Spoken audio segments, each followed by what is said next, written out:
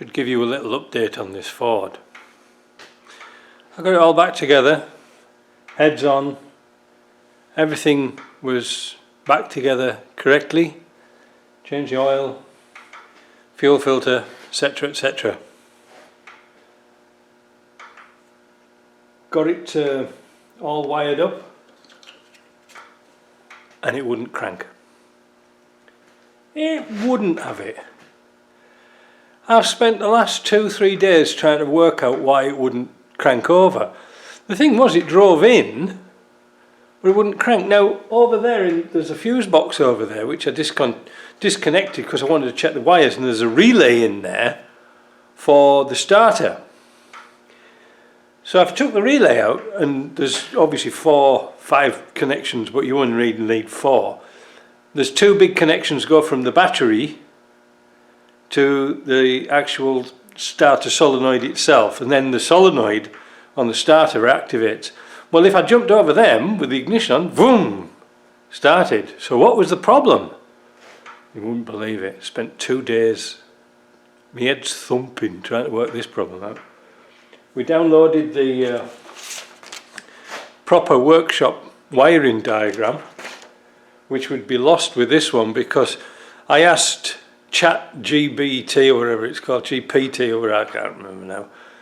But it went round all ways by Russia to tell me something that I didn't really need to know, because it was telling me to check out pins on the automatic selector switch that's under the car on the side of the transmission. Well, I couldn't get any proper readings, and then it kept changing the pin out. It says, well, check this, check that, and I said, well, there's only power in and then power out, providing it's in either park or neutral. You know that, don't you? Nothing. So it wasn't until I got my ringer out. You know, one of these things here, really handy dandy tools to have. It comes in 2 parts.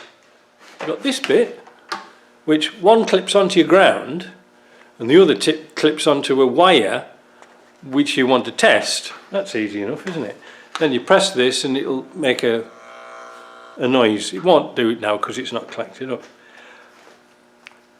So I was trying to find out the wire from that fuse box to the selector underneath, and it was really, really faint. And it wasn't until we went from this box here, wait a minute, where is it now? This here. Now, when I took the heads off, I just unclipped this and pushed this to one side, alright? But when I got to here, I could hear the tone. Here, nothing. Anyway, it turned out there was dirty contacts in that multi-plug. That was it. So we used some contact cleaner, then blew it out, turned the key, boom. So that was a couple of days wasted. So now it won't start. Right, I finally got it running. I was under a little bit of a confusing problem because it had this thing under the dash.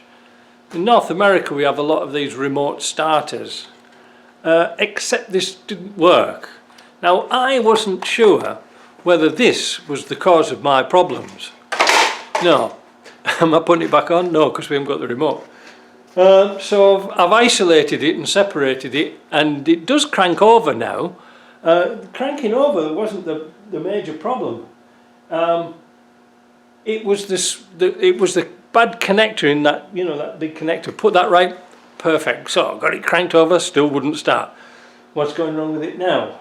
Well, I thought there was no fuel coming out of it, but and I'm on my own.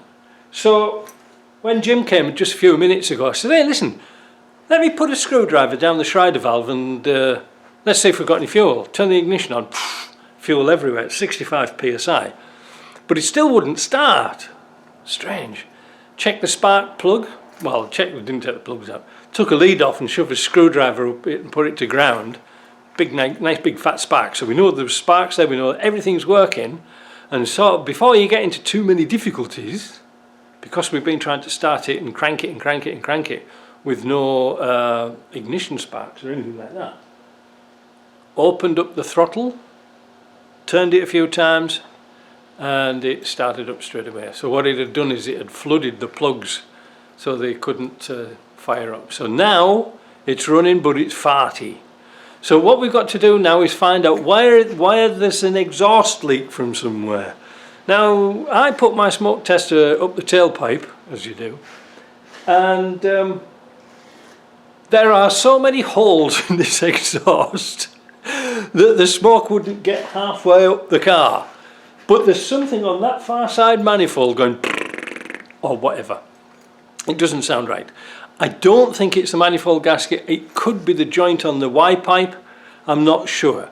So what I'm going to do this afternoon, because I've got to get on with my jobs, is to lift this up, measure the exterior diameter of the exhaust pipe, and I'm going to cut it. I'm just going to cut the pipe and put a sleeve on it.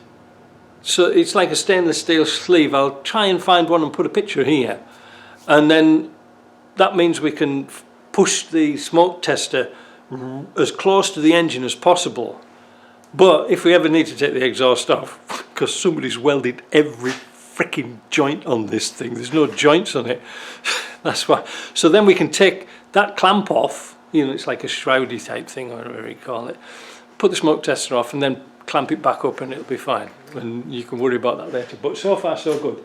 I still haven't put any coolant in yet because, like I said, that's the last thing we need to do, because if we have to drop the coolant and do something on the engine, then we don't, it's a bugger to drain. In other words, it's a bugger to drain. So all I'm going to do is reverse it out of the shop, get some of these gearboxes in because I've got these lot to do. I've got all this lot to sort out and get built up and onto my tester, because that's more important, because I don't like these things out in the open, you know what I mean. So yeah, it's been an interesting journey as this thing. Bad connections, eh? Yeah, anyway, that's my excitement over for the day. So we'll catch you later.